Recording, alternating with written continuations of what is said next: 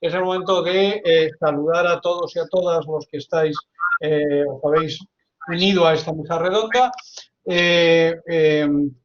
Si alguno estabais antes, creo que me habéis oído cuál era un poco el planteamiento de la mesa redonda. Cuando empezamos a plantear estas jornadas de estudios de juventud, una de las cosas que teníamos clara es que, hablando de jóvenes y pandemia, teníamos que dedicarle un espacio a hablar de las políticas de juventud y, sobre todo, de cómo las políticas de juventud se están viendo afectadas por esta crisis que afecta a toda la sociedad, pero que ya sabemos, y tenemos estudios suficientes, que demuestran que los jóvenes es uno de los colectivos que más está sufriendo las consecuencias de esta crisis y, lo que quizás es peor, que más va a sufrir en el futuro las consecuencias de esta crisis. Bueno, entonces, ante eso, lógicamente, la actuación de los poderes públicos tienen que estar replanteándose continuamente cuál es la situación.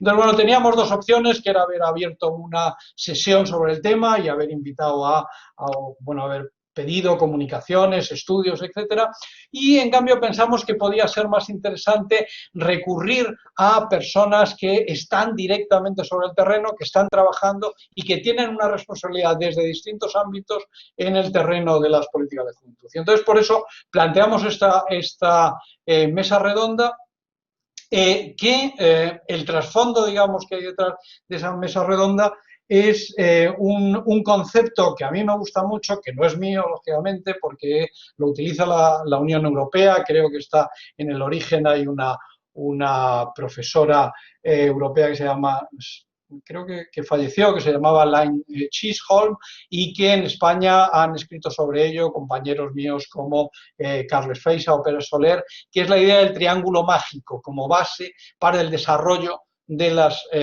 políticas de juventud.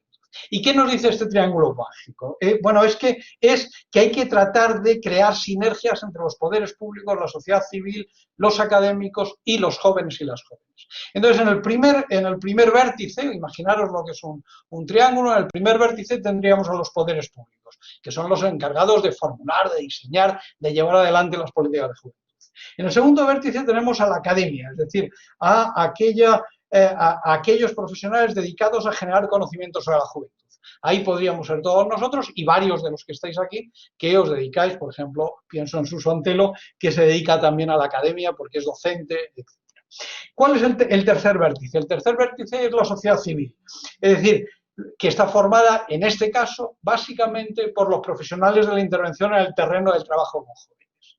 Bien, y esos tres vértices, y en el medio de ese triángulo están los y las jóvenes, pero no como meros receptores de una política que diseñan otros, sino como sujetos que dialogan y que proponen. Y entonces esos tres vértices, digamos, interaccionan entre sí con los jóvenes que están en el centro. Si esta interacción, yo llamaría esta conversación pública, es eficaz, construiremos ese triángulo mágico como base de la actuación en materia de juventud.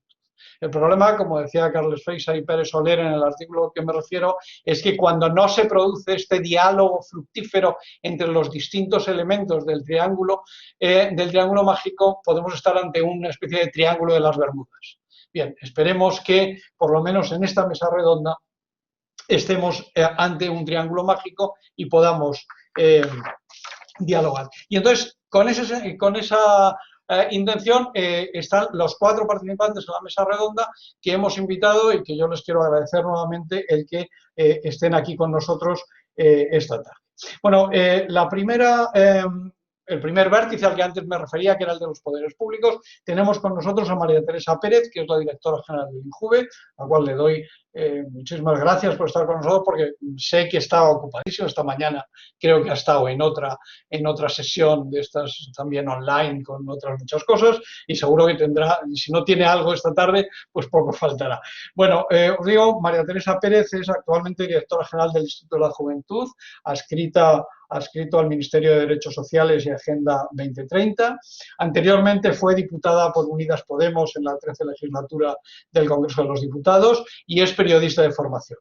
Está especializada en comunicación política, fue asesora de discurso del grupo parlamentario y trabajó también en medios como la agencia EFE y Europa Press. El segundo vértice, yo me refería a la academia, Y en este caso, de alguna manera, tenemos a Suso Antelo, que es doctor y licenciado en Psicología por la Universidad de Santiago de Compostela. Tiene varios títulos de posgrado en temas de juventud por la UPV, la UNED, la Escuela Galega de Administración Pública. Y yo quería resaltar que en este momento es director del Centro Coordinador de Información Juvenil de Galicia desde su creación en 1996. Y como comentábamos antes, no es que venga en representación de la Xunta de Galicia, pero sí tiene una larguísima experiencia en el ámbito autonómico dirigiendo precisamente el Centro de Coordinador de Información Juvenil. Aparte es docente en varios títulos de posgrado, es docente también para la formación de informadores juveniles en el exterior, en Argentina, en Uruguay, en centros gallegos de la Xunta de Galicia en el exterior, etcétera, etcétera. El tercer vértice, que era el de los profesionales de la intervención, hemos invitado a Unai Amezaga, que es licenciado en Ciencias Políticas y Sociología de la Universidad del País Vasco. Entre 1997 y 2004 trabajó en la empresa privada en el campo de la consultoría y la investigación social, siendo socio fundador de A2 Consulting, consultora de investigación social, donde trabajó sobre todo en proyectos de igualdad de género, de juventud y participación. Y desde 2004 está trabajando como técnico de intervención comunitaria en el ámbito de juventud en el Ayuntamiento de Guecho. Nos interesa mucho esa perspectiva de lo local, porque creo que en el tema de políticas de juventud, desde hace mucho tiempo, hay una especie de consenso generalizado que el ámbito de lo local es uno de los ámbitos fundamentales de desarrollo de todo tipo de programas. Y la última participante es Elena Ruiz, que es la presidenta del Consejo de la Juventud de España, a la cual también le agradezco mucho su presencia, porque imagino que tendrá también múltiples compromisos. Elena estudió toda la formación obligatoria y el bachillerato en Badajoz, cursó Ciencias de la Actividad Física y del Deporte en la Universidad de Extremadura. Su primer trabajo fue como monitora deportiva en Fuente de Cantos y en 2014 fundó en Badajoz un grupo Scout, organización a la que pertenece desde los 13 años. Ese mismo año fue elegida para la vocalía de Educación y Cultura del Consejo de la Juventud de Extremadura. 2 años más tarde se convirtió en presidenta del mismo durante 2 mandatos y en estos momentos es presidenta del Consejo de la Juventud de España, un cargo para el que ha sido elegida solo hace unos meses. No sé, pero yo creo que ha debido ser en julio o una cosa así. Yo por lo menos me encontré con la noticia de que había sido elegida presidenta del Consejo de la Juventud. Bien, una vez hechas entonces las presentaciones, yo sin más dilación os voy a dejar la palabra a vosotros y planteándoos un tema general, que era el tema general de la mesa redonda, y es que querría que, con 10 minutos cada uno aproximadamente, desde vuestro punto de vista, ¿cuáles son los desafíos a los que hoy se enfrentan las políticas de juventud en este nuevo escenario? Es decir, de alguna manera, ¿creéis que son desafíos diferentes a lo que pasaba a lo que ha estado pasando en la década anterior respecto a la crisis del 2008-2016, en los cuales las políticas de juventud también han tenido que enfrentarse a grandes desafíos? ¿Creéis que ha cambiado algo? ¿Son nuevos desafíos, nuevos retos? Bueno, un poco lo podéis ser por donde queráis. Entonces se me ocurre que podías empezar tú, Teresa, te damos la palabra y luego cuando acabes, pues cualquiera, por ejemplo, lo puede ir Suso, Unai, o sea, un poco cómo se presenta. Gracias. Muchas gracias por la invitación y bueno, a mis compañeros de mesa también, porque estoy segurísima de que va a ser muy enriquecedora y esperemos que sea más ese triángulo mágico que el de las Bermudas. Y bueno, yo lo que quería empezar diciendo es que para hablar de juventud es muy complejo porque como le afectan unas problemáticas muy transversales que acaban complicándolo todo. Pero es que además esas problemáticas ahora por esta situación de emergencia se han visto agravadas, ¿no? Y hemos estado viendo estos meses que tampoco ha ayudado la estigmatización social de la juventud, que no es que sea nueva, es que ya estaba de antes, ha sido siempre un factor de discriminación social, pero que se está usando en estos momentos también a la juventud como chivo expiatorio y creo que pasa un fenómeno curioso, que es que paradójicamente de esta situación de crisis sanitaria, pero también económica y social, se está culpando al colectivo que más perjudicado va a salir de ella. Entonces, antes de entrar a hablar de las políticas de juventud, creo que hay que hacer 2 cosas muy urgentes. Por una parte, desmontar esa criminalización, o sea, que nadie, que ningún agente de la sociedad, ni desde la sociedad civil, ni desde el sector privado, ni del público, caigamos en esa trampa morbosa y en comprar ese marco porque es engañoso, y eso lo digo con conocimiento de causa viniendo del mundo de la comunicación. Y por otra parte, analizar bien las consecuencias que ya está teniendo la crisis e intentar ser un poco prospectivos, valorar un poco a futuro cómo pueden continuar esas consecuencias, si se van a agravar, cómo, y para eso hace falta estudios. Creo que las ciencias sociales es un elemento muy necesario y sobre todo que cuando se estudia sobre juventud se haga con una mirada integral, por eso de la transversalidad también. Nosotros ya hemos hecho con el Consejo, luego seguro que Elena lo comenta, un informe urgente, ¿no?, de ámbito laboral, pero próximamente intentaremos seguir estudiando con un informe de juventud más completo que abarca todas las variables y ámbitos y que es más con entrevistas, no con fuentes secundarias, porque yo soy una obsesa de que necesitamos buenos estudios para poder diseñar mejor las políticas públicas, ¿no? A partir de ahí ya sí se puede empezar a hablar de qué retos hay, ¿no?, para intentar, a pesar de lo completo que es el tema juventud, intentar estructurarlo un poco. Diría que hay un reto principal que es básicamente ofrecer un presente y un futuro mejor, no solo futuro, sino presente también, precisamente para que no sean los más castigados, pues para que no tengamos que seguir diciendo eso de que van a vivir peor que sus padres, o vamos, porque también soy joven. Y dentro de ese reto general incluiría 4 objetivos un poco más concretos, ¿no? Objetivos que buscan la emancipación real y mejorar ese estilo de vida. Por intentar saltearnos un poco y luego ya entramos en detalle en el debate y en la discusión, mencionaría el primero, incorporar a los jóvenes al mercado de trabajo, pero a un mercado de trabajo de buena calidad. Para eso hay que hacer muchas cosas, como pues derogar o cambiar la normativa que ha perjudicado la calidad del empleo. En el segundo objetivo diría que es garantizar el derecho a la vivienda y teniendo en cuenta los cambios culturales que también se están dando, porque ya la juventud no busca tanto la propiedad, sino alquiler y un poco de flexibilidad. El tercer objetivo diría que es la educación pública, cumplir con esa igualdad de oportunidades, y que sea una educación pública de calidad también, universal.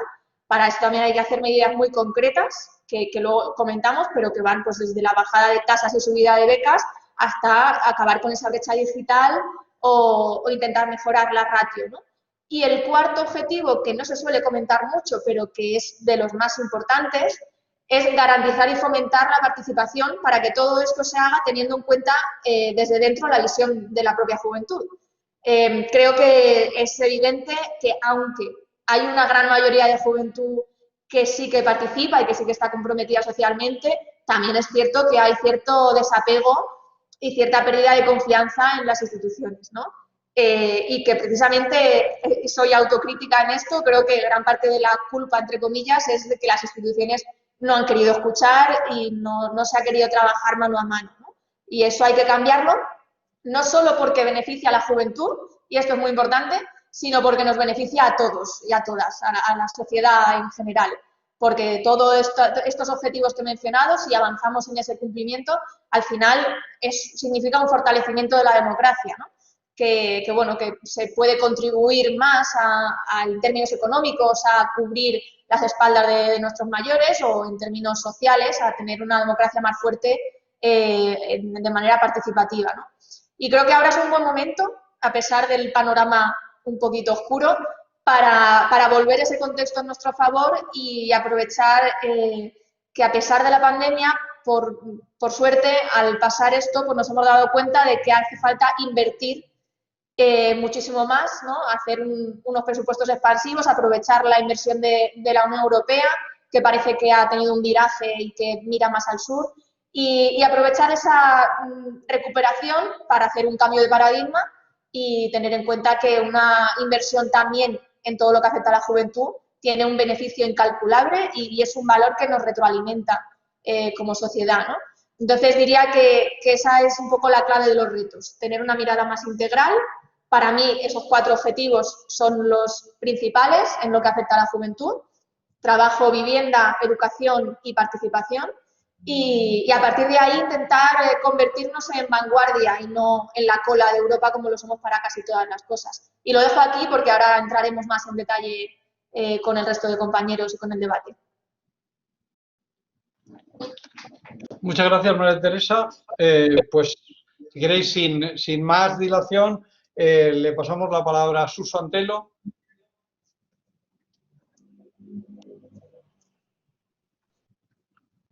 Cuando quieras, Suso. No te oímos ahora mismo. ¿Mejor ahora? ¿Ahora? ¿Hola? Ahora. ¿No? ¿Ahora? Sí. Bueno, pues nada, dar las gracias por haberme invitado a estas terceras jornadas. Es para mí un placer contactar y compartir esta mesa con la directora general del INJUVE, porque normalmente siempre he tenido muy buena relación con los directores generales del INJUVE, María Teresa, con ella, aunque estuve en el INJUVE el mismo día que tomabas posesión. Bien, agradecer también el que me hayas invitado, como digo, con la directora general del INJUVE, también con la presidenta del Consejo de la Juventud de España, también recientemente nombrada, y por supuesto con UNAI, con el técnico de intervención comunitaria, porque es un aspecto importante. Bueno, antes de nada decir que yo no había hablado antes con María Teresa y hemos coincidido en los 4 objetivos que acaba de mencionar, que es la potenciación de la educación no formal desde las direcciones generales o los organismos competentes en materia de juventud desde las comunidades autónomas y desde el propio INJUVE. Evidentemente, para mí en estos momentos, para no repetir ya las cosas que ha dicho María Teresa, porque evidentemente van en esa línea, comentar que los desafíos que se encuentra la juventud en estos momentos, para mí es distinta a las crisis anteriores. Evidentemente, las crisis anteriores han tenido una serie de similares, pero esta es una pandemia que afecta de forma más global a todos los territorios, no solo a España, sino a toda Europa, a todo el mundo. Entonces eso también dificulta muchas veces determinadas relaciones. Me estoy pensando en el tema de la movilidad para los jóvenes, el no poder desplazarse durante este tiempo a los intercambios europeos, el poder llevar a cabo programas de los Erasmus Plus, se perdió ese contacto personal entre los jóvenes. Temas como ya comentó María Teresa, el tema del desempleo, el tema de la vivienda, la brecha digital entre la juventud, la forma de la participación, hay que contar con los jóvenes, con las asociaciones juveniles que lo representan, con los consejos de juventud, porque a la hora de diseñar los programas y los proyectos es importante conocer lo que ellos necesitan, conocer lo que ellos demandan, también a través de los estudios, como comentaba ella anteriormente. Esta pandemia nos está cambiando también la forma de relacionarse los jóvenes y nosotros con ellos, con la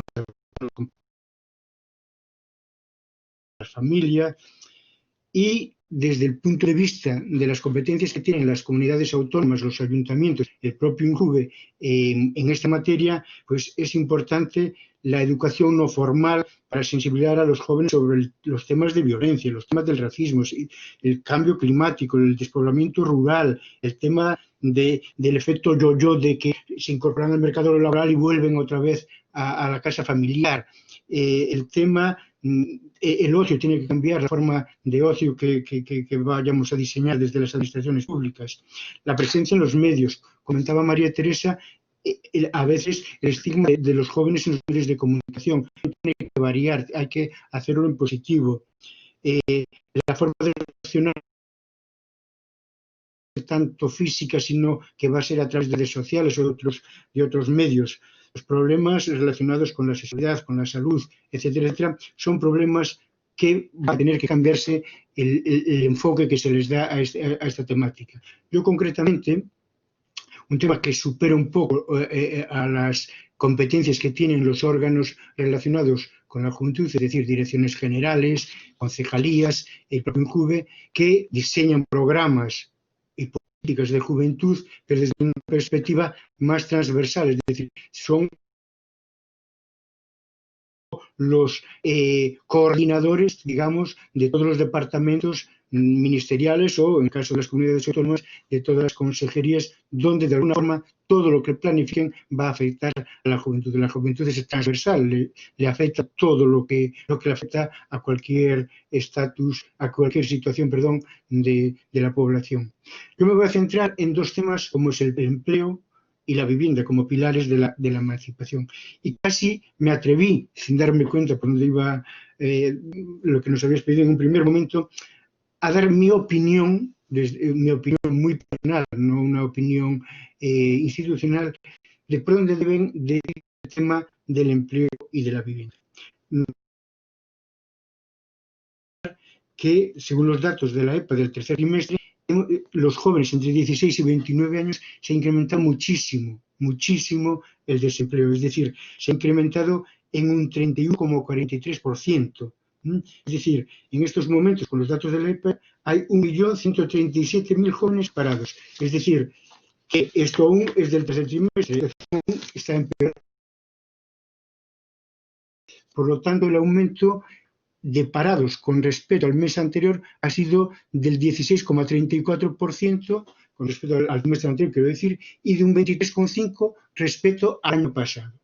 Esto es un tema muy importante y un tema que afecta a todo lo que hemos comentado después en el tema del ocio, en el tema del acceso a la formación educación no formal, el acceso al turismo juvenil, etcétera, etcétera. Entonces, en esta situación yo me he atrevido a proponer una serie de medidas. Jorge, que ya es un poco más veterano, y yo también, hay una serie de medidas que seguro que conoces que desaparecieron en los 18. Y es, por ejemplo, había una jubilación parcial para las personas mayores de 61 años.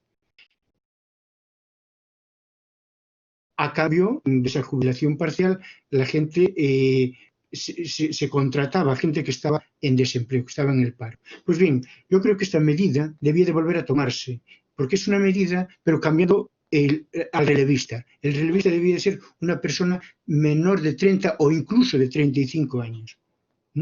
Volver a tomar esa medida que creo que es importante, fomentaría el empleo y fomentaría el empleo juvenil si, como digo, el relevista persona de 30 a 35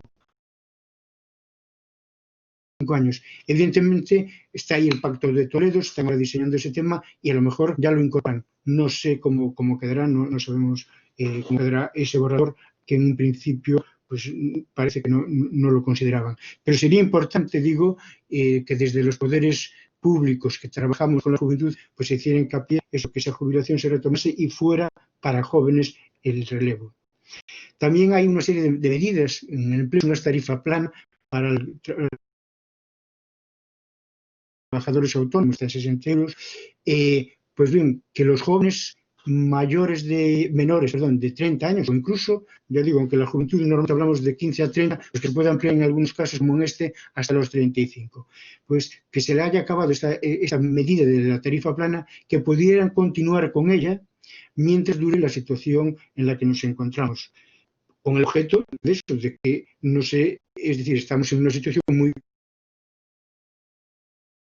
Si una ayuda que reciben en una situación mejor ahora se acaba, quedarían en una situación otra vez muy desprotegida. Otra medida que para mí me parece brillante es la que han puesto en marcha del salario vital, muy importante, que además es compatible con el tema del trabajo. Pero sería importante añadir algo más, que esa compatibilidad fuera incluso total hasta que la persona alcanzase menos el salario mínimo profesional. Sería un aspecto muy importante. Otro tema relacionado con el empleo juvenil sería darle una vuelta y una reformulación al programa de garantía juvenil, para que sean contratadas personas jóvenes no solo con las bonificaciones, sino darle una vuelta con ayudas directas. También, como dije al principio, potenciar la educación no formal, que es un área que las competencias en este campo,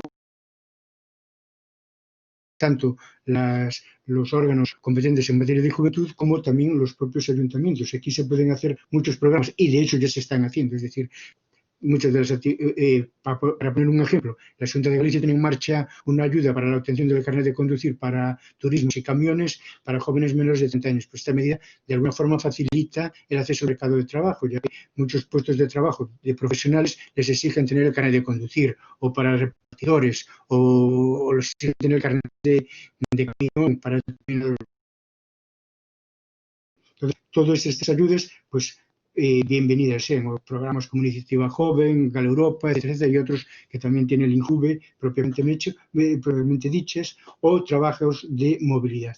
Voy a acelerar un poco el tema porque se me está agotando el tiempo, que estoy viendo al mismo tiempo, y decir que, bueno, son toda una serie de competencias que acabo de comentar que se exceden a las competencias propias de los órganos de juventud. Es decir, lo de la jubilación, que puse como ejemplo, la jubilación parcial, pues es un tema del Estado, de la Seguridad Social, el tema de la tarifa plana,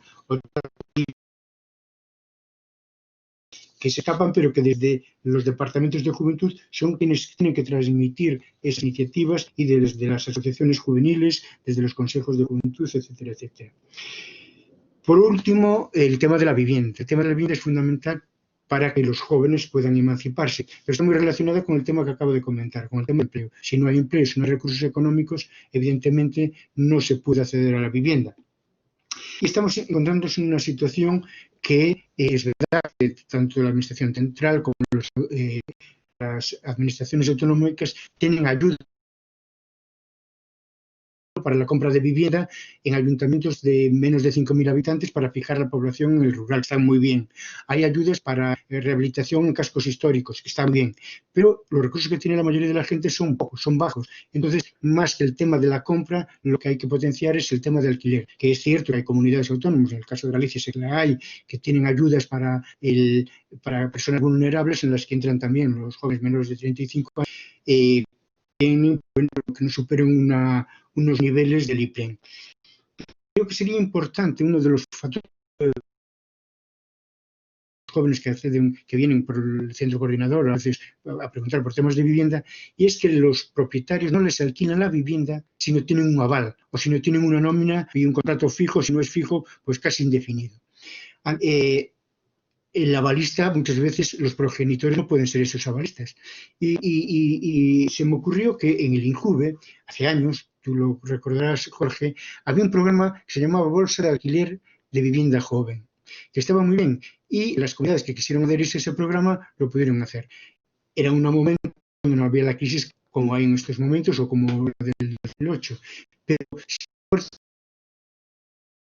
tomarlo un convenio del INJUVE con una empresa, con una institución, con quien fuese, que llevara a cabo este programa, y las comunidades que quisieran voluntariamente poder adherirse. Pero sobre todo que tuviera un seguro de impagos al alquiler. Con ese seguro de impagos al alquiler, muchos propietarios alquilarían viviendas para jóvenes. No solo la vivienda total, sino que muchas veces los jóvenes comparten vivienda, pero les piden individualmente una serie de requisitos de los que acabo de comentar. Pues sería importante que con ese seguro de riesgo de impagos, estoy seguro que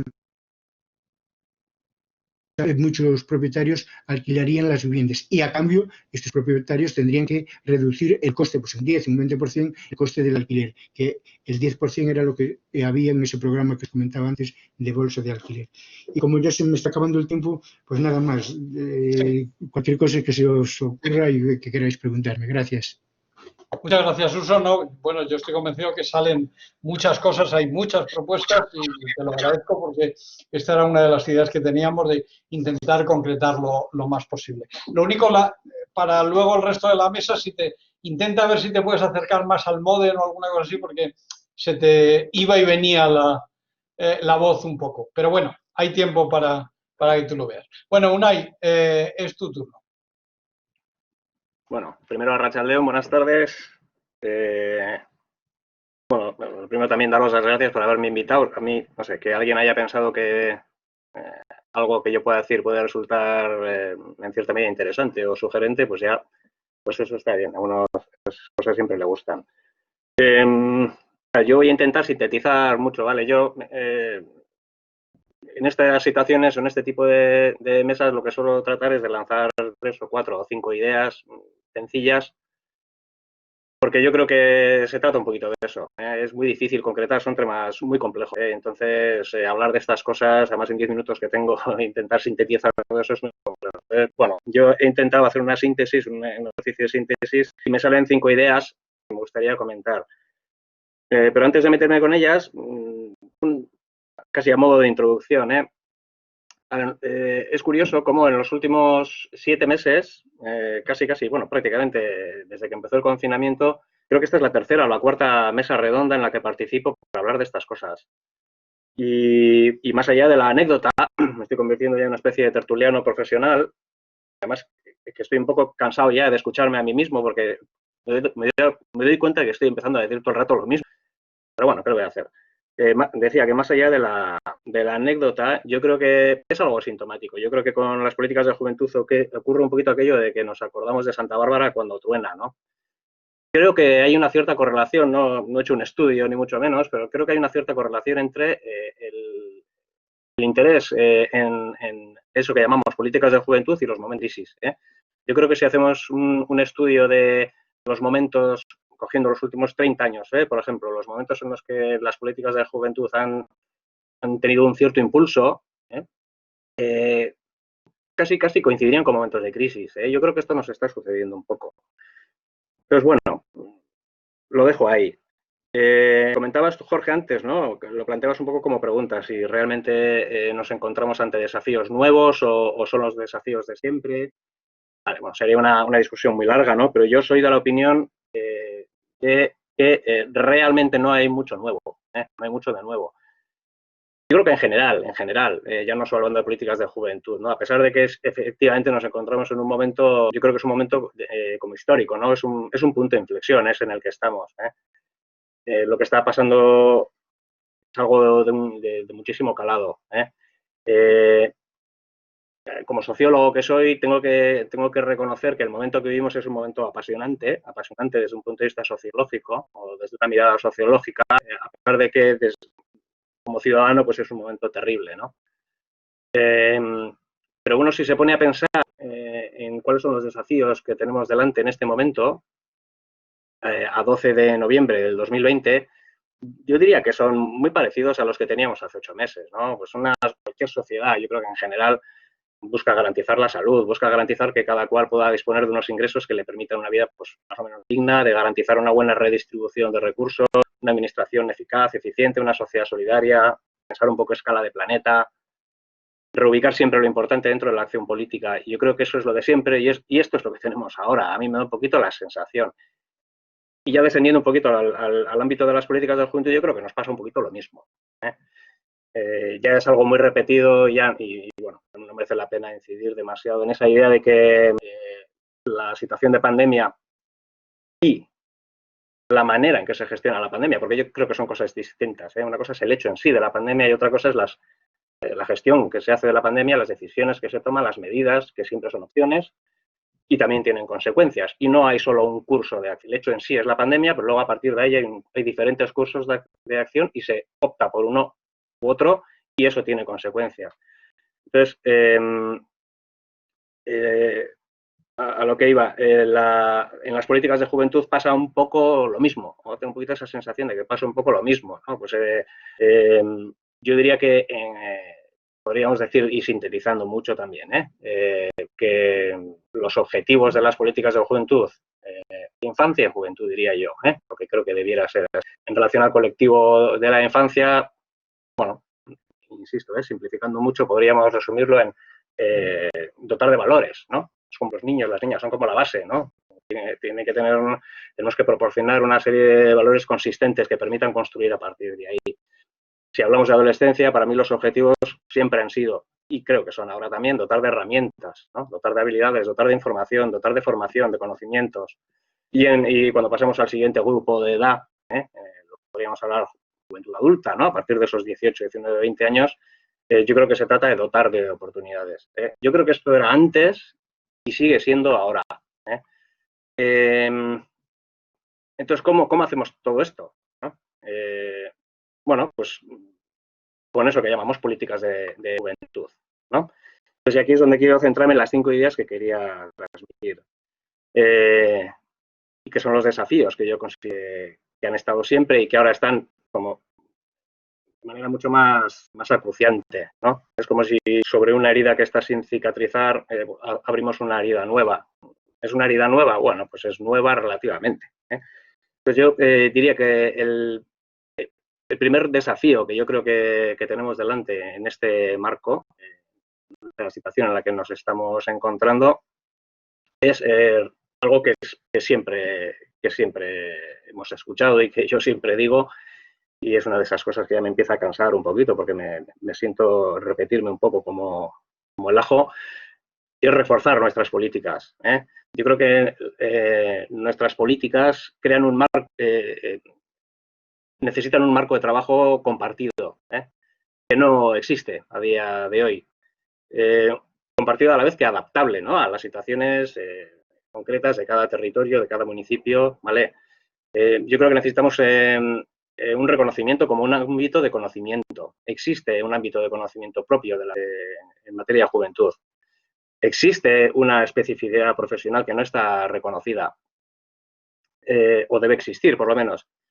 Debieran existir titulaciones, ¿no?, universitarias específicas para trabajar en el ámbito de juventud, figuras profesionales reconocidas, un marco normativo, leyes. Yo os hablo desde la Comunidad Autónoma del País Vasco, aquí no tenemos una ley de juventud.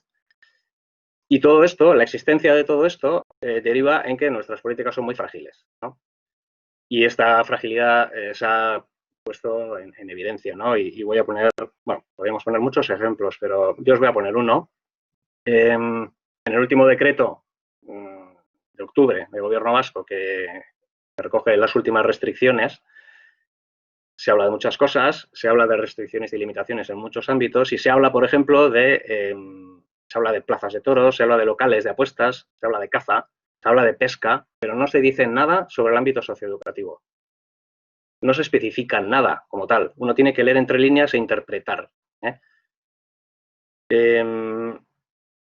Nos quedamos con la caza, por ejemplo. En Euskadi hay unas 60.000 licencias, lo acabo de mirar hace un rato. Hay unas 60.000 licencias de armas para uso deportivo. Es decir, podríamos pensar que un 3% de la población de Euskadi es cazadora. Pero, sin embargo, en mi pueblo, y este dato yo lo tengo, aproximadamente un 20% de la población infantil participa en algún tipo de asociación o grupo de tiempo libre. Entonces, uno se pone a pensar y dice, bueno, hablamos de la caza siendo un 3% de la población cazadora en este país, sin embargo no decimos nada de lo socioeducativo, siendo un 20% de la población infantil la que participa en este ámbito de una manera muy intensa, ¿no? No decimos nada, estamos como invisibilizados, ¿no? Pues yo decía, bueno, lo importante que es reforzar estas políticas y hacernos escuchar un poco. Luego yo creo que otro desafío sería el modernizar estas cosas, ¿eh? Yo hablaría de las políticas en el ámbito de lo social en general. Cuando uno habla de modernizar, yo creo, no sé, pues si hablamos de qué significa el modernizar o algo moderno en el mundo de la arquitectura, pues nos viene a la mente pues igual construcciones como muy rectas y tal, o muy curvas, ¿no?, muy innovadoras. Modernizar en el campo de la informática pues sería pues velocidad de datos, ¿no?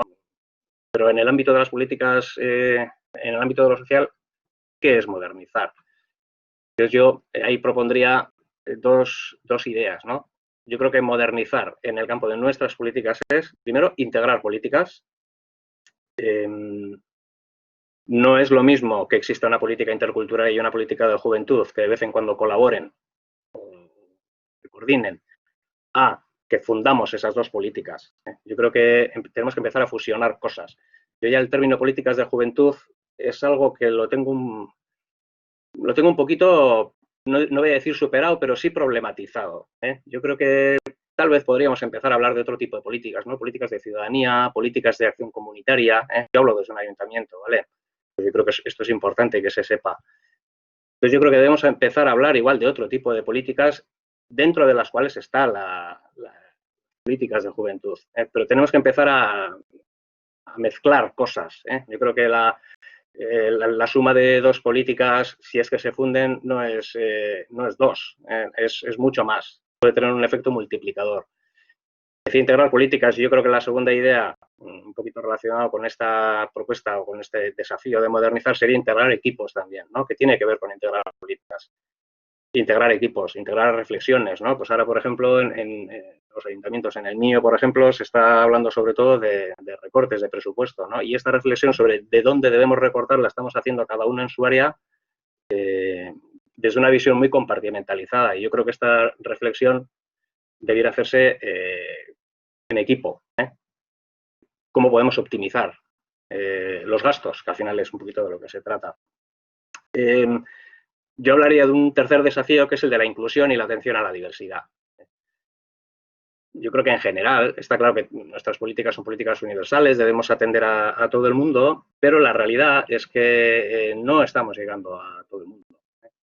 La realidad es que no vale con decir que una política es universal para que es posible para todo el mundo, todo tipo de servicios, actividades o programas. No es real. De la misma manera que no es real pensar que la igualdad se va a dar solo por el hecho de que exista una ley que diga que hombres y mujeres son iguales. Si no conseguimos que todas las personas, todos los niños, niñas, adolescentes y jóvenes participen, o se acerquen o accedan a nuestros servicios, a nuestras actividades y a nuestros programas en pie de igualdad, es que algo no estamos haciendo bien, ¿no? Y conecto con esa idea anterior, ¿no? De integrar políticas, integrar equipos. Si tomamos las variables, las que manejamos más habitualmente, ¿no? Como puede ser identidad de género, situación socioeconómica, discapacidad, origen. Una sola persona, en función de todas estas variables, de la diferente manera en la que se pueden combinar estas variables, quiero decir, una persona puede ser hombre en situación económica buena y a la vez no tener discapacidad, o puede ser mujer en una situación económica no tan buena y tener una discapacidad y además ser de origen extranjero. Bueno, pues tenemos un montón de combinaciones diferentes, no solo tomando en cuenta estas 4 variables, a mí me salen como 24 identidades distintas. Con lo cual, una persona, un joven, una persona joven que se acerca a un servicio para adolescentes, por ejemplo, ya tiene una carga identitaria muy potente, ¿no? Con todo lo que supone eso. Entonces, la atención tiene que ser como persona, pero desde una mirada también como multidisciplinar. Yo creo que ahí necesitamos trabajar un poquito en equipo, bastante más, ¿eh? Creo que otro desafío, el cuarto, y ya voy acabando, es clarísimamente contar con las personas jóvenes para salir de esta situación. Y una de las cosas que hice, bueno, hace 2 o 3 meses, fue juntar a gente joven con la que yo trabajo de manera habitual y bueno, pues intentar realizar una pequeña reflexión en torno a todo esto, ¿no? Cómo estamos viviendo esto, qué problemas estamos detectando, qué creemos que se puede hacer. Dijeron muchas cosas y muy interesantes, pero yo me quedé con una que a mí, por otra parte, me parece una obviedad, y es que hay que contar con la gente joven para salir de esto, y yo creo que no se está contando. Hay una diferencia muy importante entre las personas jóvenes y las personas adultas. Bueno, hay muchas diferencias, pero una de ellas es que las personas jóvenes, precisamente por la falta de experiencia, tienden a pensar con mucha más libertad. Los problemas los colocan siempre al final del camino, cuando emprenden un proyecto o una empresa, por ejemplo, ¿no? Normalmente las dificultades como que las postergan, ¿no? Hacen aquello que dice el filósofo Inerarity cuando habla de que el futuro es el basurero del tiempo, ¿no? Un poco esa idea de que, bueno, las cosas que me molestan, que no me cuadran, que me suponen un quebradero de cabeza, bueno, pues de momento las voy postergando hasta el final. Eso hace la gente joven, las personas adultas hacemos al revés normalmente, ¿no? Normalmente colocamos las dificultades al principio, precisamente por la experiencia que tenemos. La experiencia siempre es un arma de doble filo, puede ser muy buena o muy mala. Entonces, las personas adultas habitualmente, yo creo que... Sí. No, vete acá, cuéntanos el quinto reto y luego lo explicas más. No, lo dejo aquí porque el quinto es prescindible, ¿eh? Entonces, a lo que iba es eso, utilizar un poquito, valerse de esa capacidad creativa de las personas jóvenes para salir de esta situación. Y me callo.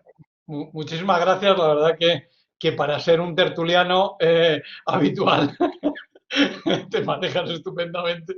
O sea que, pero bueno, vamos a darle ya paso a Elena, la presidenta del Consejo de la Juventud de España, que sería nuestra última intervención. Elena, cuando quieras.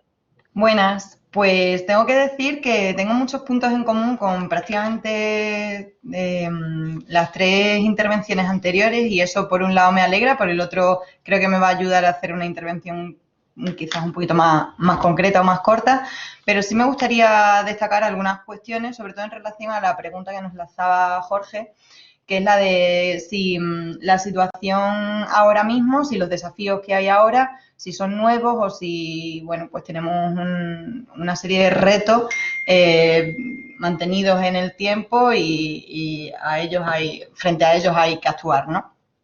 Es cierto que en general la población joven durante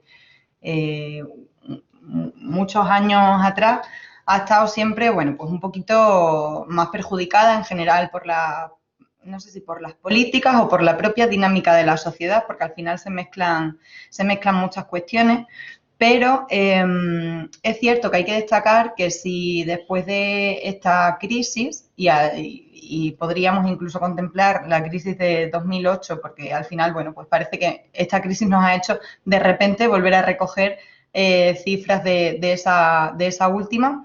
La juventud sigue siendo uno de los colectivos que más perjudicado ha salido todavía de esta situación. Entonces, es cierto pues que en el colectivo de la juventud siempre ha habido una tasa de paro bastante más alta en comparación con otros colectivos de edad y en esta situación se vuelve a incrementar. Pero sí hay que tener en cuenta que el colectivo de la juventud ahora mismo debería estarse mirando de manera específica para poder atajar esas realidades que está viviendo. Por ejemplo, como bien decía María Teresa, hicimos un estudio que se llama Informe de Juventud en Riesgo, tanto el Instituto de la Juventud de España como el Consejo de la Juventud de España, de manera colaborativa. Se sacó un primer informe en el primer mes de pandemia y se sacó uno segundo ya en verano para ver un poco la situación de la evolución dentro de, bueno, pues de esta crisis socioeconómica y humanitaria que estamos viviendo. Y sí que sabemos que este verano ha habido menos empleos, lo que serían estivales, menos empleos temporales pues porque muchísimos comercios no han abierto, porque muchísima hostelería no ha abierto, porque no ha habido turismo o ha habido muchísimo menos. ¿Y a quién ha afectado en gran parte? A la población joven, porque son quienes en la mayoría de los casos acceden a este tipo de trabajo, pues porque a lo mejor lo puedan compaginar con estudios y es su época de vacaciones la de verano, o simplemente, bueno, pues van encadenando contratos temporales porque las circunstancias son las que son. También sabemos que ha habido muchísima población en general trabajadora que ha ido a situaciones de ERTE, pero sin embargo la población joven corre el riesgo porque normalmente son las últimas personas, las personas más recientes que han entrado en la empresa privada, las que corran el riesgo de, una vez acabe el ERTE, ser despedidas. Y esto es importante también tenerlo en cuenta. Sí, el ERTE ha sido para todo el mundo, pero cuando una empresa no puede sostener a toda su plantilla, ¿a quién va a despedir? Pues normalmente a las personas más jóvenes, a las más nuevas, más recientes en la empresa, que normalmente se corresponde con las personas más jóvenes. También sabemos, además, que los empleos, bueno, pues en los últimos años, y sí que tenemos datos también de comparativas, tanto de años atrás como incluso del mismo 2019, las personas jóvenes suelen estar en estos empleos más vulnerables, que son más temporales, con contratos más parciales, con menos tiempo de jornada laboral, con salarios más bajos, con más baja cualificación para la que están preparadas. Este tipo de contratos se suelen dar más entre las personas jóvenes y también son los tipos de empleo que pueden sufrir más despidos en la situación en la que estamos viviendo. No me quiero centrar solo en lo laboral, porque además creo que hemos coincidido todas que es como la gran base de sustentación para un proyecto vital de cualquier persona, pero sí es cierto que, aunque no toda la gente vulnerable es joven, prácticamente todas las personas jóvenes sí son vulnerables y aquí es donde nos queremos detener porque esto es importante.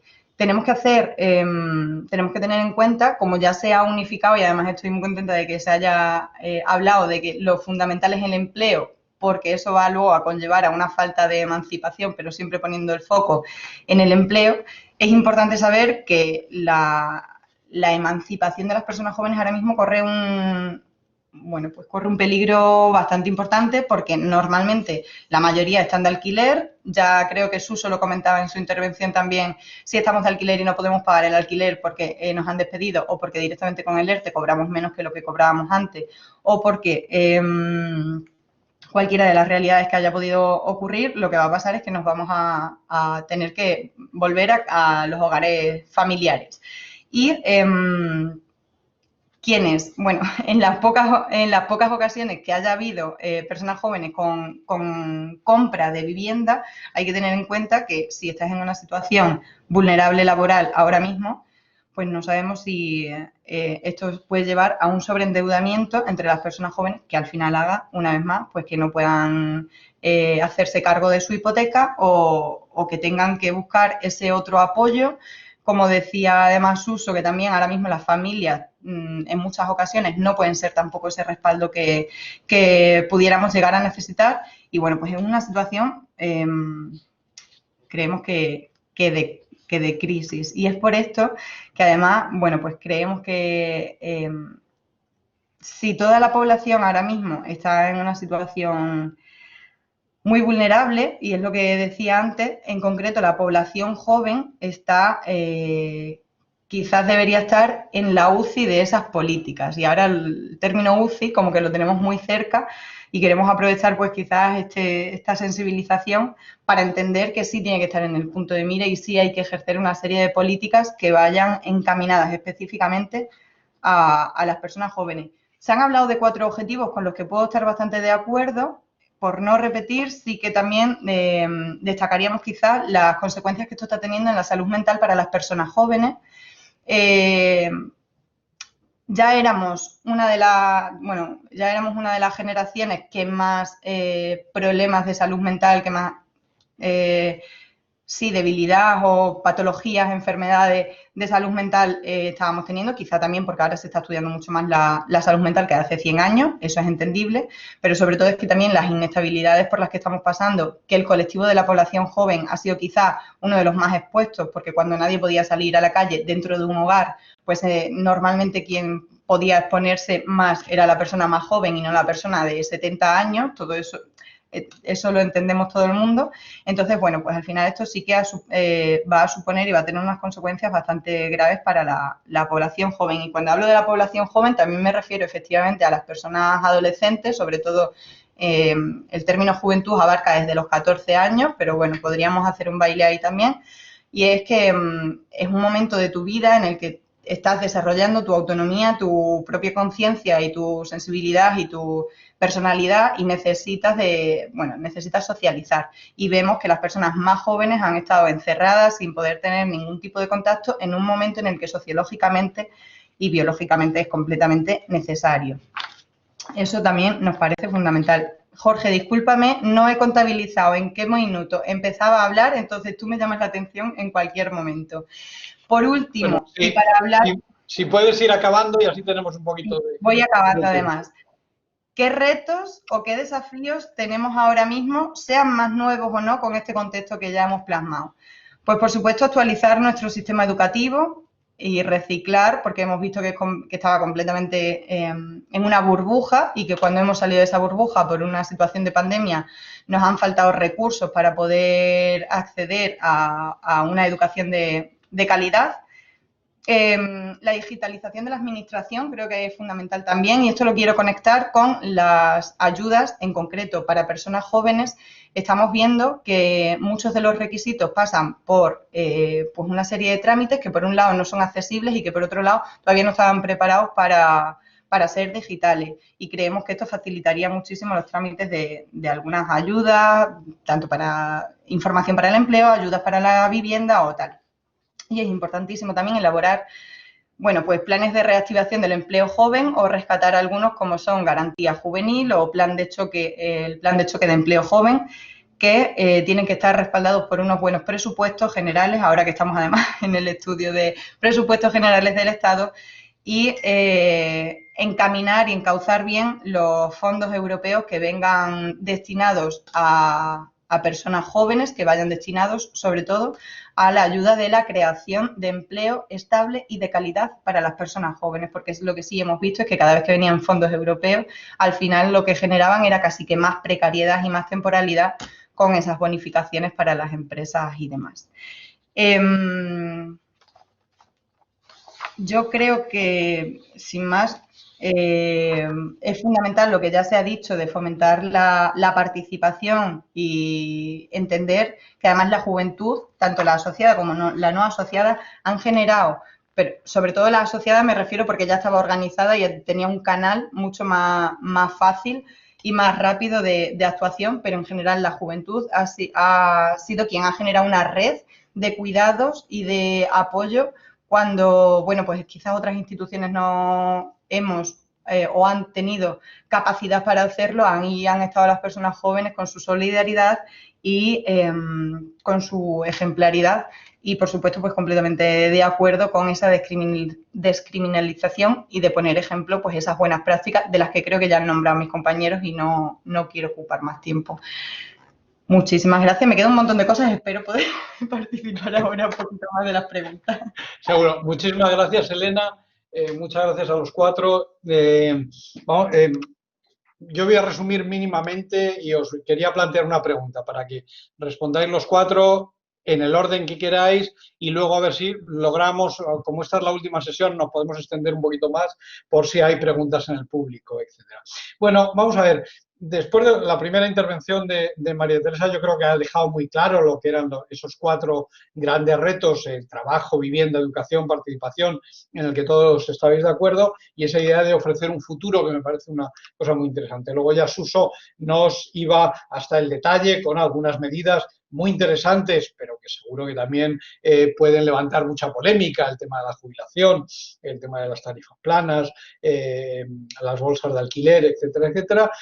Unai seguía un poco en esta línea de intentar volver a esos grandes retos y nos hablaba de la necesidad de modernizar las políticas, un tema que a mí me parece muy interesante, que es el de contar con la creatividad de los jóvenes, es decir, no solamente contar con los jóvenes, como muchas veces se ha hecho desde las instituciones, que es, bueno, los meto aquí y que sean y que estén, y así ya legitimo mi propia actuación, sino precisamente incorporar esa creatividad al propio diseño. Y Elena nos volvía, digamos, a recordar lo fundamental que es el tema del empleo, de la salud mental, del sistema educativo y de lograr no un empleo sin más, sino un empleo de calidad, etcétera, etcétera. Entonces, todos os habéis centrado en esos grandes, o en general, la mayoría os habéis centrado en esos grandes áreas, empleo, etcétera, etcétera, y decir, bueno, este es el momento. Ahora bien, yo, la pregunta que os quería hacer, es decir, ¿cómo podemos lograr que los jóvenes no vuelvan a ser postergados igual que pasó en la crisis anterior? Es decir, estos mismos objetivos son muy parecidos a los que podíamos haber hecho una mesa redonda en 2010 y salían estos mismos objetivos, empleo, vivienda, educación, etcétera, etcétera. Y la experiencia, no sé si estaréis de acuerdo, pero yo creo que sí, la experiencia que hemos tenido en esta década pasada es que los jóvenes han ocupado un lugar absolutamente secundario en nuestras políticas, en todas, en las políticas del Partido Popular hasta el 2018 y en las políticas posteriores del 2018 al 2020.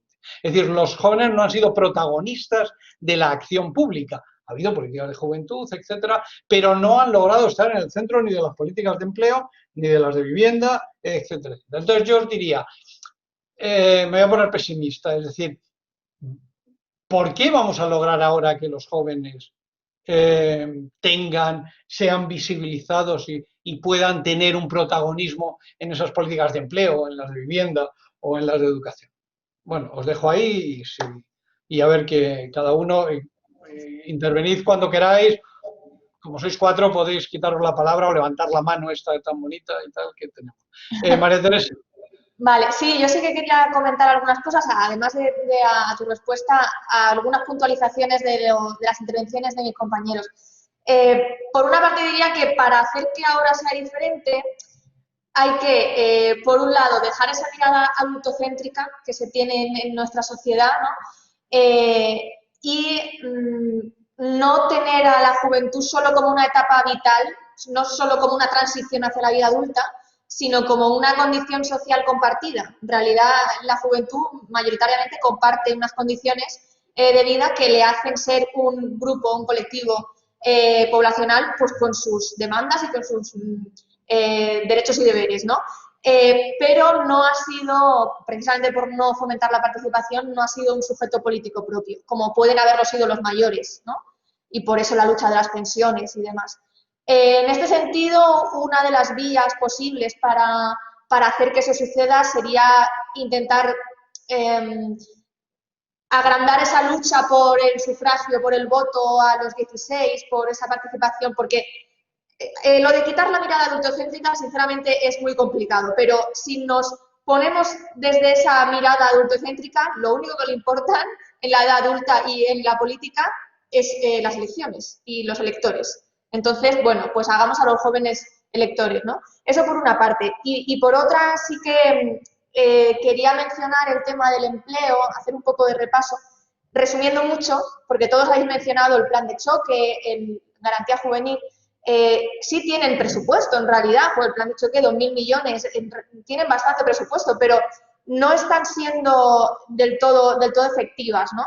Y yo diría que ahí hay que cambiar varias cuestiones. Por un lado, la forma de inscripción, que eso ya se está cambiando, de hecho, hace unas semanas se cambió, porque en garantía juvenil hay muchos inscritos, hay casi 2 millones de inscritos, pero la forma de inscribirse era, bueno, pues también lo comentaba ahora Elena, es totalmente poco accesible, ¿no? Había que tener un certificado digital, que aunque se piense que la juventud tiene más medios tecnológicos, no toda la juventud, ni muchísimo menos, tiene un certificado digital como tal, tenías que tener un empleado público delante, etcétera, y eso ya se ha flexibilizado hasta pues que cada joven pueda hacerlo en su casa con unos requisitos mucho menores, ¿no? Y otra cuestión para mejorar ese tipo de programa es que no sea una colocación rápida, lo ha dicho Suso también, que no sea una colocación rápida, pero te abandono y si en ese puesto resulta que era un puesto vulnerable, lo pierdes también rápido, quedas en manos de nadie, sino que debería haber un acompañamiento integral, una reforma de ese programa para hacer un itinerario personalizado, ¿no? Y así creo que sería un poquito, con esas dos cuestiones ya mejoraríamos bastante ese tipo de programa, siendo más cercano y más útil al final, que se supone que es lo que se busca en las políticas públicas. Ha mencionado también Suso lo de las ayudas directas y quería mencionarlo porque no dentro del programa las hay, pero sí que se busca ese tipo de ayuda directa, por ejemplo, con el ingreso mínimo vital.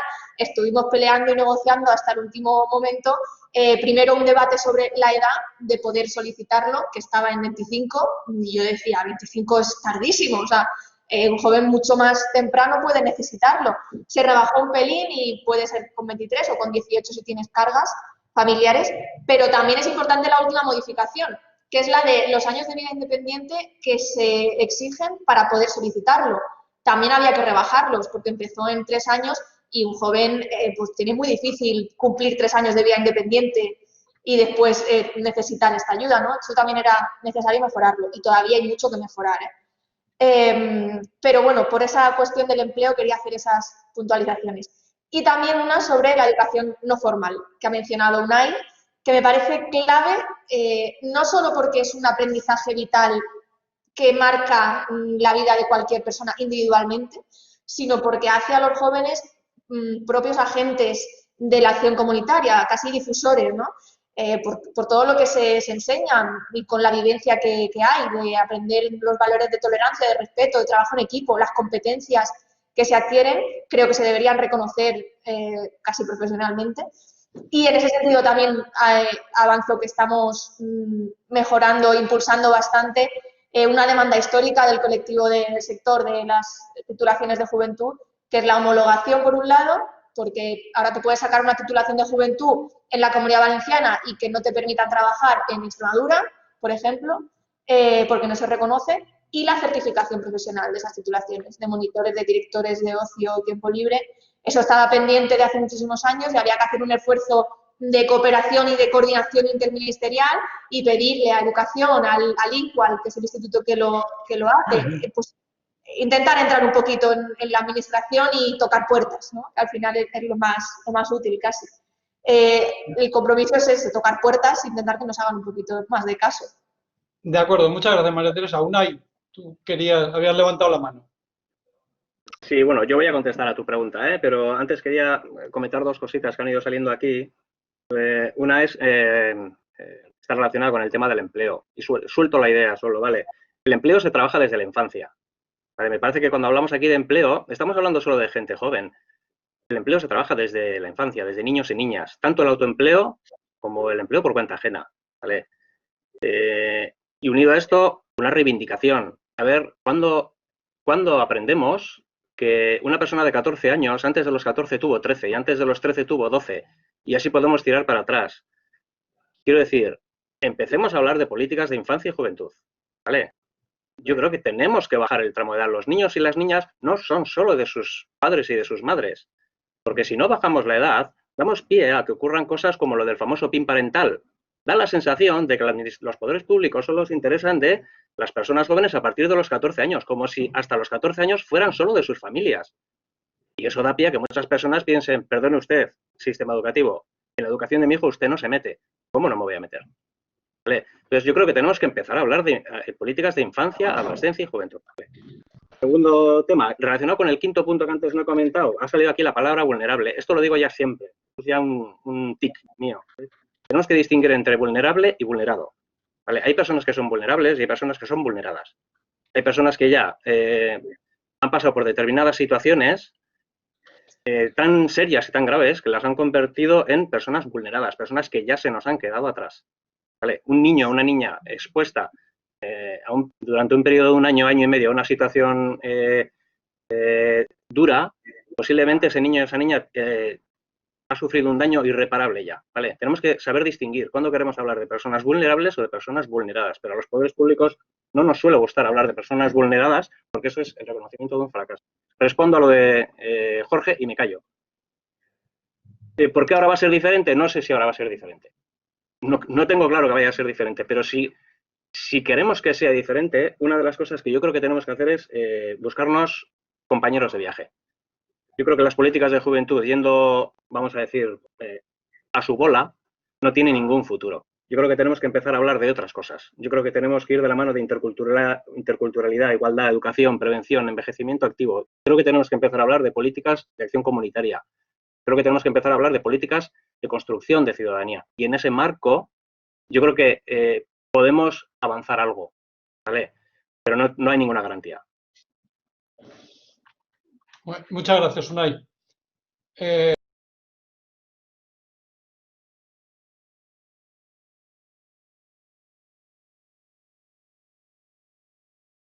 Elena, ¿tú querías?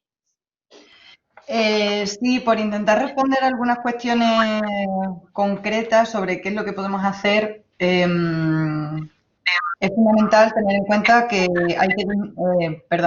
hay que, como decía al final de mi intervención, crear puestos de calidad, puestos de trabajo, empleos de calidad y estables, y que estos puestos de trabajo estén realmente accesibles para las personas jóvenes, es decir, que no sean puestos de trabajo que requieran 10 años de experiencia, porque entonces, pues obviamente va a ser complicadísimo. Es importante además también que, bueno, pues tenemos ahora mismo como dos grandes objetivos, yo creo que más que incluso como país, como Unión Europea o incluso en general como sociedad globalizada, y es esa transición hacia lo ecológico, que en España, por sus características, puede traer una serie de realidades bastante positivas, pero es importante también que formación y educación, empleo y formación aquí vayan de la mano. Si se va a hacer un plan que vaya dirigido en ese sentido, como podemos estar viendo en la tendencia de las políticas, tiene que estar complementado también con una serie de formaciones que cualifiquen a nuestras personas jóvenes, que son quienes están en ese tránsito de formación académica, para poder acceder a esos empleos. Y además que sean empleos sostenibles en el tiempo y que permitan una estabilidad, que al final esto siempre es fundamental. Es que podría hablar de muchísimas más cosas. Pero bueno, por ejemplo, también se ha tocado la educación no formal y es importantísima dignificar también la educación no formal, tal y como, bueno, pues tal y como la tenemos contemplada ahora mismo como sociedad. Parece casi más una extraescolar y en realidad solo es una escuela de ciudadanía que está permitiendo que esas personas jóvenes o incluso infantes que pasan por esas asociaciones juveniles educativas tengan una oportunidad de, bueno, pues de ocio, por un lado alternativo y por otro lado de educación en valores que en otras circunstancias a lo mejor sería mucho más difícil llegar a tener y además en comunidad, que esto es fundamental también. Si no queremos que toda esta situación genere una mella en el concepto de sociedad que teníamos y cómo nos conocíamos y no tenga unas consecuencias gravísimas en el futuro, debemos seguir apostando por, bueno, pues por espacios como pueden ser las asociaciones que generan esa educación no formal y todo lo que sea bueno, pues unas alternativas a la socialización de manera segura.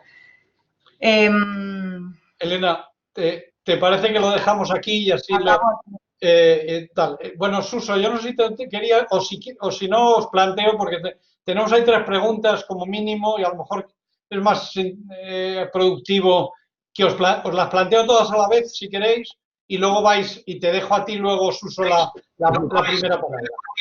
Mira, tenemos una primera que además tiene que ver con lo que tú, Suso, has intervenido, que me dice Rafa, que me parece genial que haya propuestas concretas para el debate. Dice, pero ¿se han evaluado las anteriores? Por ejemplo, ¿fueron eficaces las ayudas al alquiler para los jóvenes? ¿Para cuándo políticas de juventud basadas en conocimiento? Es un tema para nosotros crucial y que normalmente siempre lo sacamos. Luego, aquí había una pregunta para María Teresa, de Enrique Hernández, que aparte de agradecer las intervenciones, dice, durante el confinamiento del primer estado de alarma, se aprobaron pocas reglas específicas sobre la situación de los jóvenes y hay indicios de cierto caos. Por ejemplo, para estudiantes universitarios que recibían información contradictoria de las delegaciones del gobierno para recoger sus pertenencias en los pisos que habían dejado meses atrás. Y también hubo bastante confusión sobre las salidas de los menores de 14 años a partir del 26 de abril, creando incertidumbre sobre la juventud entre 14 y 17 años. La pregunta concreta después de todo esto es, ¿consultaron las autoridades sanitarias al INJUVE para la adopción de estas medidas? Y luego tenemos otra pregunta, esta in situ, digamos, de Carles Feixa. Carles, ¿intervienes directamente?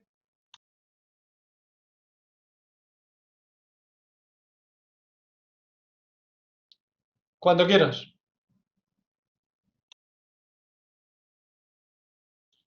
No te oímos, Carles.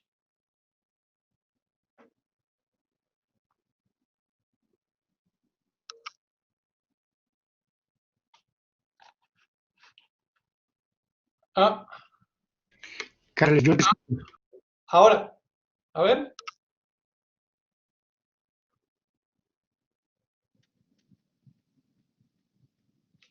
Bueno, Carles parece que tiene problemas con el sonido porque no te oímos. Si queréis vais respondiendo a estas 2 preguntas y seguro alguna más que surge y si no, Carles nos las pone por el chat. Suso, si quieres tú empezar por el tema de las medidas y la evaluación de las medidas. Yo voy a empezar por si fueron eficaces las ayudas al alquiler de la vivienda para jóvenes. Fueron distintas en cada comunidad. En el caso de Galicia, yo desde un primer momento vi que no eran eficaces. ¿Me escucháis? Sí, intenta moverte menos a ver si así no lo tenemos. Digo que en el caso de la bolsa de alquiler no fue muy eficaz en muchas comunidades autónomas, de hecho muchas se salieron del programa y luego se introdujeron ayuntamientos. Sin embargo, una programa muy interesante de bolsa de alquiler. No era específica para jóvenes en Galicia, pero era muy buena y tuvo muy buenos resultados. Consistía en que los propietarios ponían sus viviendas en manos de la administración autonómica durante 4 años, creo que eran 4 o 5 años, y a los inquilinos que reunían una serie de requisitos económicos accedían a través de la administración a esa vivienda. Es decir, el joven accedía a la vivienda en función de los recursos de que disponía, pagaba una cuota u otra y los propietarios recibían el dinero directamente desde la administración. Ese fue un resultado buenísimo. Evidentemente, luego supongo que la crisis económica afectó y desapareció. No era solo para jóvenes, en el caso de Galicia era...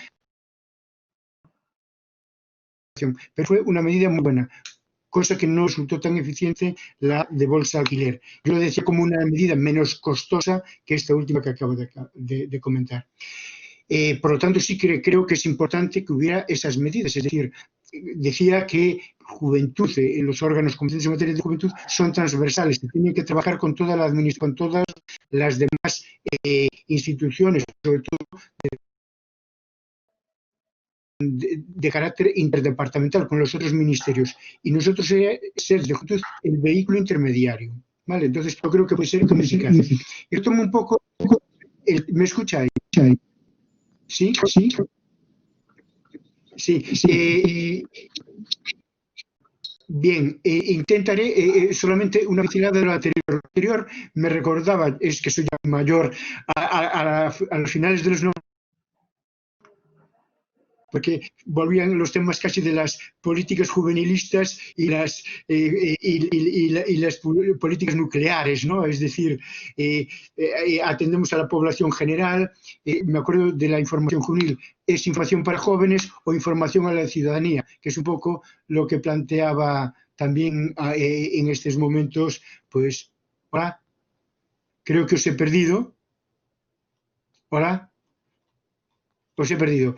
Bueno, decía que Unai comentaba también, y Elena, sí, y María Teresa, pues un poco ese tema, ¿no? De que parece que hablamos un poco de las políticas juvenilistas y políticas nucleares, es decir, y cuando hablamos también del término juventud o el término ciudadanía. Es decir, para mí, yo creo que es importante que haya políticas específicas para la juventud. Y lo considero, llevo 25 años trabajando como director del Centro de Información Juvenil, y es verdad que las temáticas han sido siempre las mismas, más o menos. El tema de empleo siempre estuvo ahí, el tema de vivienda. Pero también es cierto que se han llevado a cabo programas muy importantes que han hecho posible el que haya mejorado un poco la calidad, aunque haya que mejorarlos. Es el caso del programa de garantía juvenil. Yo creo que uno de los resultados que se pensaba que podían dar, por lo tanto, cambiar el programa es bueno, pero cambiando un poco las medidas. El salario vital es importante que se haya puesto en marcha, pero evidentemente, lo comentaba María Teresa, hay que, pues a lo mejor no tienen que esperar 3 años los jóvenes para emanciparse y recibir esa ayuda. No quiero decir que esa sea la meta, el conseguir esa ayuda. La meta debe ser encontrar un empleo que permita a cada uno marcar su ciclo vital, pero que también puedan entrar en esa materia. Y luego un tema de la educación no formal, que ya fue el comentario que partí al principio, y también un poco lo que decía Unai, es decir, que no hay titulaciones en materia de juventud a nivel universitario. Y es cierto, en el año 1983 se creó el primer encuentro de información juvenil en Murcia. Y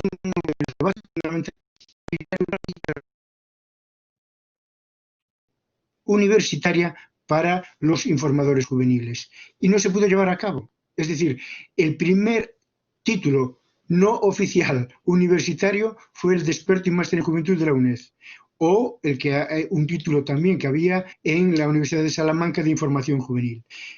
Es a partir del 2012 cuando aparece, por ejemplo, a nivel oficial, el título de director de tiempo libre el de monitor de tiempo libre dentro del técnico en animación sociocultural y turística, los certificados de profesionalidad, el de informador juvenil. Es casi en 2012 y antes había muchísimos. Evidentemente sería importante conseguir una titulación, porque está la idea de que todos valemos para trabajar en juventud. Cualquier persona puede dedicarse a la juventud.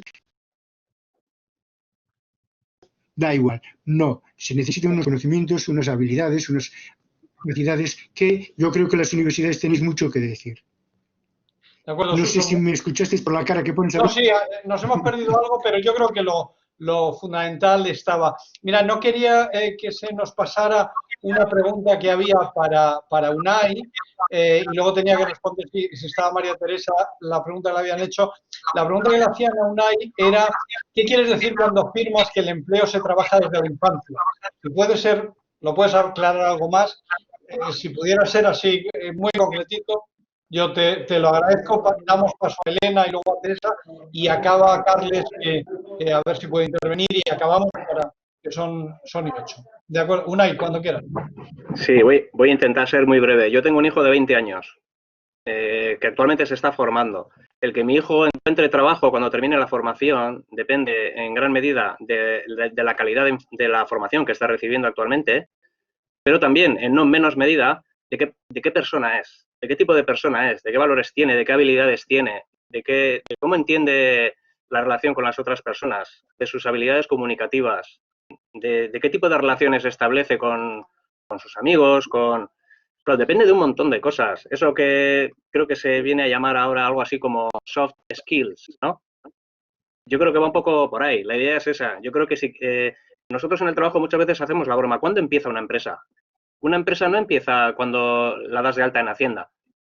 Una empresa empieza mucho antes, ¿no? El que una persona en un momento determinado de su vida decida poner nombre a una empresa, darle de alta en Hacienda y darse de alta en el RETA, depende de todas las experiencias anteriores que ha tenido. Se empieza a trabajar desde la infancia. Va un poco por ahí, ¿no?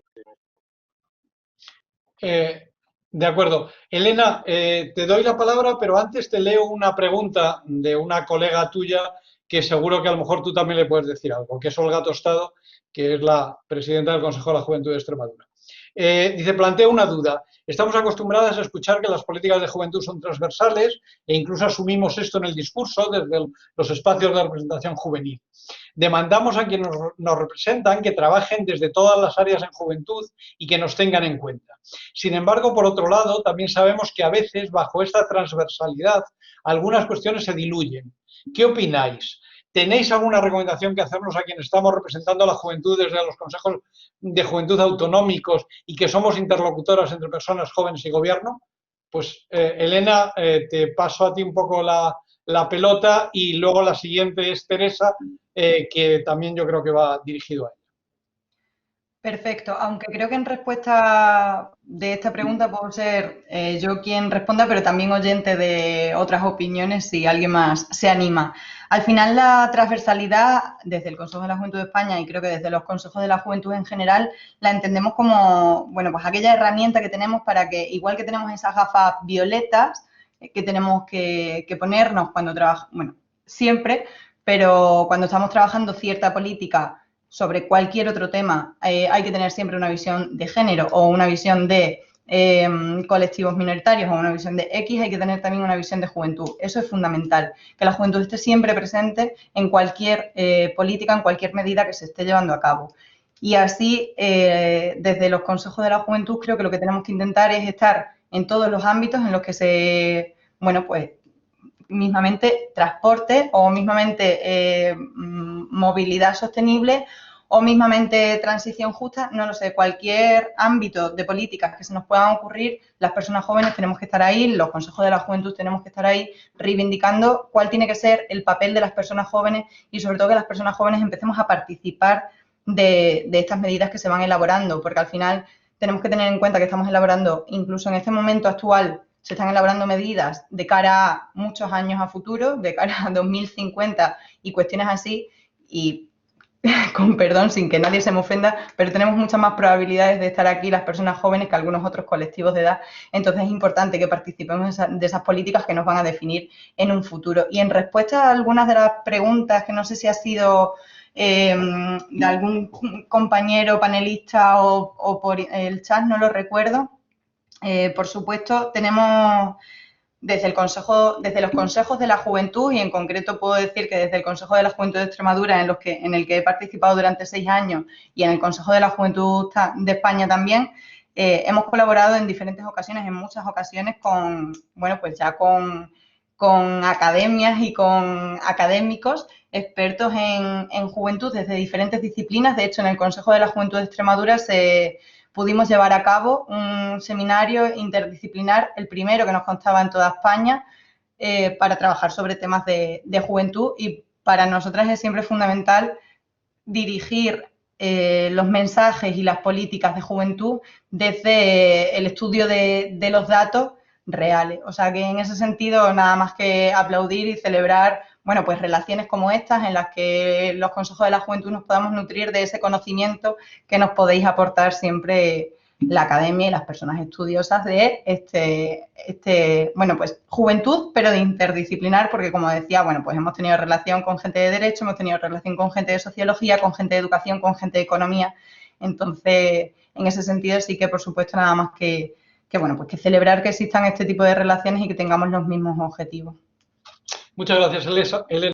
Entonces, María Teresa, si te parece, tenías la pregunta esta de las medidas de financiamiento, y luego estaba un poco también este tema de la transversalidad de que nos planteaba Olga, que lógicamente también te afecta porque es las relaciones con los poderes públicos. Yo hablaría en general, no solamente con el gobierno, sino con poderes públicos. Y entonces con esto vamos a ir cerrando, aunque yo sí os recomendaría, perdona, es que luego si tenéis ocasión que miréis un poco el chat, porque hay muchísimas cosas, hay gente que está, pues no sé, Asunta, dice, en Baleares también luchamos por la dignificación, el reconocimiento de los profesionales de juventud, etcétera. Pero bueno, Teresa, tienes la palabra. Vale, y de hecho creo que tenía otra anterior que se nos ha pasado, estaba yo viendo el chat y le hago una mención rápida, era Juan Ángel al principio, sobre el tema de educación, que dice que la educación que hay que hablar más de educación de calidad más que de educación pública, que es un error confundir que la esencia y lo realmente importante de la educación es que sea de calidad. Puedo estar de acuerdo en la primera parte y no en la segunda, aunque totalmente lícito disentir, pero en la primera parte puedo estar de acuerdo porque obviamente es importante que se eduque con cierta calidad, pero creo que como en el feminismo decimos que lo que no se nombra no existe, sí debemos decir siempre que sea una educación pública, porque cuando se hacen políticas públicas, en realidad te estás dirigiendo a una mayoría social, digamos, discriminada o más vulnerable o más que necesita una representación, ¿no? Porque la política al final vela por los intereses de la mayoría social, o debería. Y en ese sentido, no todo el mundo puede pagarse una educación privada por mucha calidad que tenga, y lo que tenemos que aspirar es a que tenga la misma calidad en la pública, que es a la que sí puede aspirar todo el mundo, o casi todo el mundo. Esa mención rápida por ahí. Y a la otra pregunta de Enrique, que bueno, él sabe perfectamente, porque sé que lo estudia mucho, las competencias del INJUVE, y creo que hay que entender que en un primer momento de la pandemia, en el estado de alarma, había una emergencia, una situación de emergencia sobrevenida y muy grave, y creo que ahí es comprensible que haya cierta incertidumbre que luego se tiene que ir reordenando, ¿no? Y creo que la urgencia, pues seguro que coincidís conmigo, era en un primer momento la sanitaria, y a los más afectados eran los mayores. Por eso al principio se puso el foco ahí. Después empezó a haber un problema de digitalización, que también lo ha mencionado Elena, en la administración, que es que no estaba preparada para el teletrabajo y para todas las herramientas que necesitamos para seguir conectados, ¿no? Entonces hubo que hacer un esfuerzo muy rápido en estar conectados y después en estar coordinados. Cada centro directivo, por su lado, tuvo que gestionar asuntos de su propia competencia. En nuestra parte, en el INJUVE, no es de nuestra competencia, en realidad, porque recordemos que el estado de alarma no alteró el estado de las autonomías, que en España un poco pues hay que saber organizarse, ¿no? Pero sí que quisimos llevar un poquito la iniciativa y poner un poco en contacto a la sociedad civil, contando con el Consejo y con otras asociaciones y a las comunidades autónomas para hacer la normativa de los campamentos, que era lo que venía en verano y había mucha incertidumbre. Cada comunidad funcionó de una manera y se consiguió lo que se consiguió, pero sí que hubo ese interés en señalarle a Sanidad, que era en ese momento el mando único en lo sanitario, la necesidad de poner medidas para los campamentos, para que se pudieran hacer, porque tenían que socializar los jóvenes y tenían que ser también un actor de esta situación. Y luego, pues hacerlos de la manera más segura posible. En algunos sitios se pudo hacer, en otros no, con distintas medidas, sin pasar la noche, pasándola, con grupos más reducidos, con más higiene, etcétera, ¿no? Hubo distintas medidas muy concretas que se intentaron coordinar un poco. Y ese es el ámbito en el que nosotros, en el estado de alarma, pudimos actuar. Sí que se nos consulta sobre prácticamente todo lo que afecta a la juventud, pero respetamos las competencias de otros centros, como por ejemplo la de educación, que mencionaba, que hubo cierto caos en el ámbito educativo con la información que se manejaba, pero no podemos entrar en las competencias de educación, solo hacer recomendaciones, y las hacemos en casi cualquier aspecto que puede implicar a la juventud. De acuerdo, María Teresa. Bueno, la verdad que yo no quiero tampoco quitaros... ¿Perdón? No, pero estoy totalmente de acuerdo. No te hemos oído. Bueno, nada, no, digo que me faltaba la última, pero es una puntualización breve porque estoy de acuerdo con lo que ha dicho Elena, la de la transversalidad, que por supuesto que corre el riesgo de diluir las cosas.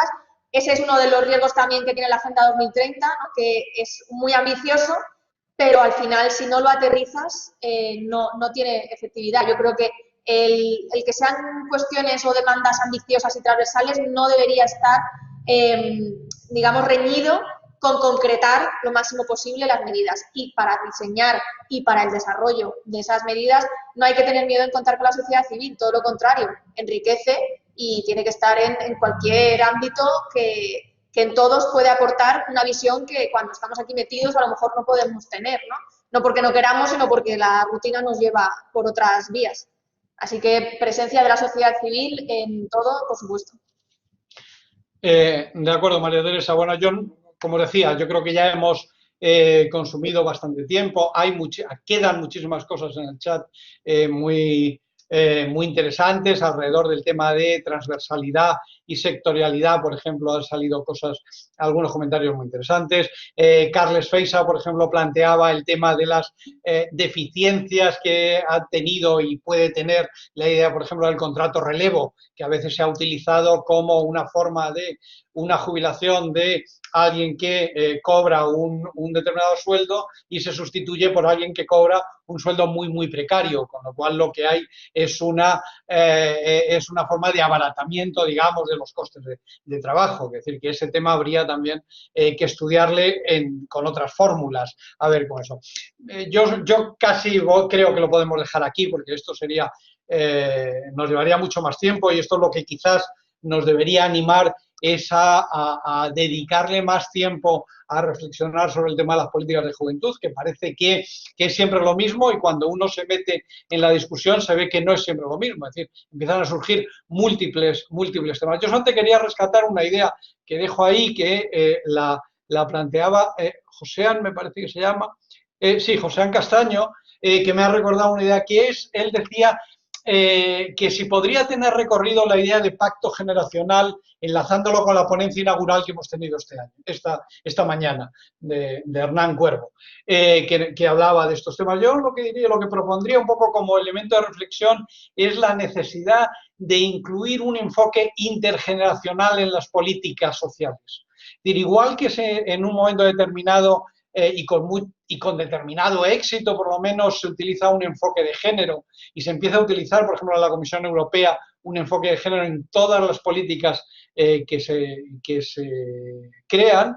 Yo creo que tendríamos que darle más vueltas a esta idea del enfoque intergeneracional. Es decir, qué costes o qué características tienen cada una de las políticas, no solamente para aquel sector que van directamente dirigidos, sino también para las otras generaciones. Yo siempre pongo el mismo ejemplo, que no es mío, y es que la política de pensiones es una política de juventud también. porque afecta directamente a los jóvenes. Pero nunca los metemos porque no tenemos ese enfoque intergeneracional. Pero como esto lo podríamos hablar en muchas otras cosas, es decir, en políticas de empleo, en políticas de vivienda, etcétera. Entonces, reflexionemos mucho más en esta idea de lo intergeneracional y no sigamos, desde mi punto de vista, haciendo como una especie de pequeños brindis al sol, de seguir hablando de empleo de calidad debe tener todo el mundo, todos los ciudadanos, pero al final los jóvenes siempre son los que están en una situación mucho más vulnerable.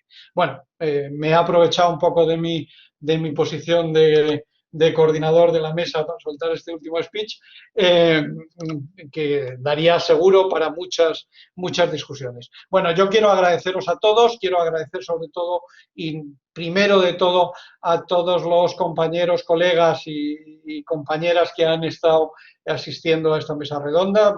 Yo tengo aquí apuntado que hemos llegado a entre 50 y 60 personas, que me parece que está muy bien, y sobre todo quiero agradeceros a vosotros 4 que habéis gastado vuestro tiempo en reflexionar sobre estos temas, que al fin y al cabo son los vuestros, pero bueno, siempre dedicarle una tarde a estas cosas pues lleva trabajo. Muchísimas gracias y espero que nos veamos pronto y sobre todo desde la Red de Estudios de Juventud queremos que tanto desde a los ayuntamientos como las autonomías y en concreto tanto al INJUVE como al Consejo de la Juventud de España pues intensificar nuestros lazos de relación precisamente para esto que estábamos diciendo, para seguir reflexionando sobre políticas, sobre qué se puede aportar desde la academia a desarrollo de las políticas de juventud. ¿De acuerdo? Pues muchas gracias a todos. Muchas gracias.